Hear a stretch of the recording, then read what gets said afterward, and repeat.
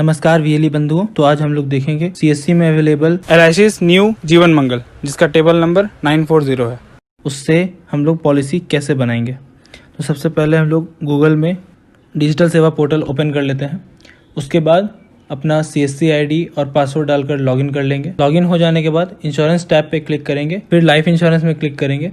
उसके बाद LIC micro insurance pause पे क्लिक करेंगे, फिर डिजिटल सेवा कनेक्ट बटन पे क्लिक करके पोर्टल लॉगिन कर लेंगे। अब माइक्रो इंश्योरेंस प्लान से हम लोग एलआईसी न्यू जीवन मंगल जिसका टेबल नंबर 940 है क्लिक करेंगे। यहाँ हमें ग्राहक का जन्म तिथि, उसका जेंडर, प्रीमियम पेमेंट टर्म मतलब कितने साल के लिए वो कस्टमर पेमेंट करेगा, और उसका सम एश्योर्ड, फिर पेमेंट मोड मतलब मंथली क्वार्टरली कस्टमर के हिसाब से चूज़ करके फिर आगे बढ़ेंगे।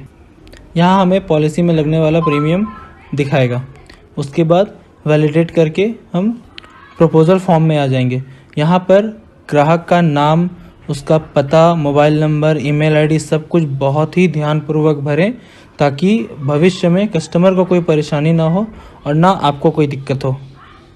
अब यहाँ हमें एज प्रूफ का डॉक्यूमेंट सेलेक्ट कर लेना है। फिर उसका आइडेंटिटी प्रूफ में जो डॉक्यूमेंट दिया है उसको सेलेक्ट कर लेंगे। फिर नेचर ऑफ ड्यूटी वो क्या करते हैं। उसके बाद यहाँ पे अदर प्लान डिटेल्स का जो ऑप्शन है, यहाँ अगर ग्राहक की दूसरी कोई पॉलिसी है सेम टेबल नंबर तो वहाँ पे ये डिटेल्स देना है, नहीं तो इससे आगे बढ़कर हम नॉमिनी की डिटेल्स भरेंगे। ध्यान रखें नॉमिनी का नाम, डेट ऑफ बर्थ सारा एकदम एक्यूरेट भरे, सही भरे, इसमें गलती ना करें। अगर ग्राहक की दूसरी कोई पॉलिसी है सेम टेबल नंबर। अब आते हैं हेल्थ डिटेल्स में। फिर उसका जो गुड हेल्थ है या नहीं है, यस और नो करके है वो उनसे पूछ कर और उसके बाद ही सही भरें। अगर गलत भरने से बाद में क्लेम में दिक्कत आ सकती है, जिसकी वजह से कस्टमर को दिक्कत हो सकता है। डिटेल्स के बाद अब है बैंक अकाउंट डिटेल्स। यहाँ पर कस्टमर का नाम, account number, IFSC code, account का टाइप क्या है, सेविंग्स या करंट, वो डालकर फिर हम लोग आ जाएंगे एजेंट कॉन्फिडेंशियल रिपोर्ट में। उसके बाद स्टेट ऑफ हेल्थ मतलब आपका स्वास्थ्य कैसा है। उसके बाद जो एलए टाइम पीरियड है, यहाँ पर ये डालेंगे कि आप उस कस्टमर को कितने दिनों से जान रहे हैं, ठीक है। उसके बाद कस्टमर का आइडेंटिफिकेशन मार्क, कोई एक मार्क होगा, वो कस्टमर का आइडेंटिफिकेशन मार्क यहाँ डालना है। फिर यहाँ पर कुछ क्वेश्चन दिया गया है जिसे आप अच्छे से पढ़ के ध्यानपूर्वक उसको भरें। इसके बाद टर्म्स एंड कंडीशन को एक्सेप्ट करके प्रोसीड कर दें। ये है प्रपोजल व्यू कॉलम। यहाँ पर हम लोग क्या करेंगे, सारा जो डिटेल्स हमने भरा है उसे पहले हम वेरीफाई कर लेंगे। अगर कहीं पे कुछ अगर गड़बड़ है कि अगर हमने कुछ गलत टाइप कर दिया है या गलत क्वेश्चन का आंसर दे दिया है, तो हम यहाँ नीचे में एडिट में जा करके उसको एडिट कर सकते हैं। जैसा कि हमने सारा कुछ मिला लिया है तो हम कंसेंट को एक्सेप्ट करके फिर यहाँ पे सबमिट कर देंगे। उसके बाद हम पे बटन पे क्लिक करके फिर सीएससी वॉलेट से अपना पेमेंट कर लेंगे। पेमेंट करने के बाद ये हमें प्रपोजल फॉर्म पेज पे ले आएगा।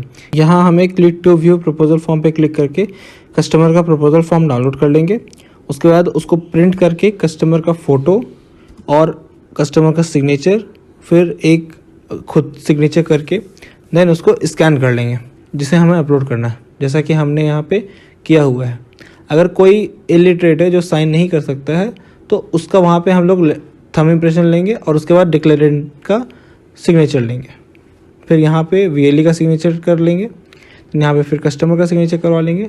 उसके बाद उसको अपलोड कर देंगे। ध्यान रहे किसी भी डॉक्यूमेंट का साइज़ 3 MB से ज़्यादा का नहीं होना चाहिए, जैसे फ़ोटो, सिग्नेचर, कस्टमर का आधार कार्ड, पैन कार्ड, उसका बैंक का पासबुक, फिर हमने जो PDF जो स्कैन किया है वो कोई भी 3 MB से ज़्यादा का नहीं होना चाहिए। आप डॉक्यूमेंट चाहे तो इस SSID के द्वारा बाद में भी अपलोड कर सकते हैं। सारा डॉक्यूमेंट अपलोड हो जाने के बाद इस टैब को बंद कर दें। 24 से 48 घंटे के भीतर LIC की तरफ से कस्टमर को और आपको मेल द्वारा पॉलिसी कॉपी भेज दी जाएगी।